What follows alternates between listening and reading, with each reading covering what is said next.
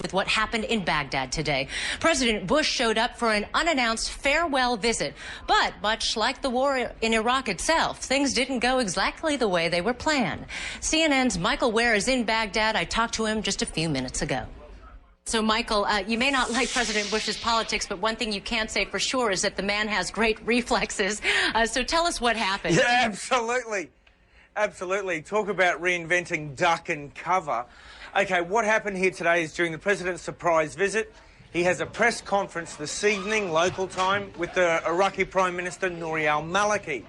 Now, then the most extraordinary scenes took place. While President Bush was talking, an Iraqi journalist for a television network here stood up and threw his shoes, first one, then the other, at President Bush, narrowly missing his head, and there we see the reflexes of the president. After this, obviously, Secret Service and others jump on this guy and drag him out, still screaming, having called President Bush a dog and saying that, you know, this is your farewell, so to speak.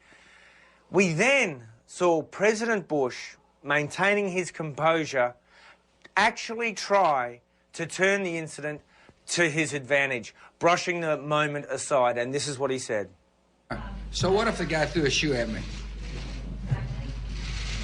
But you are also here to talk about progress and to mark progress to bring it like this and the kinds of security aids that you talked about. Right. Do you consider this a victory lap? No, I consider it an important step on the road toward an Iraq that can sustain itself, govern itself, and defend itself. But let me talk about the guy throwing the shoe. It is one way to gain attention. It's like going to a political rally and having people yell at you. It's like driving down the street and have people not gesturing with all 5 fingers.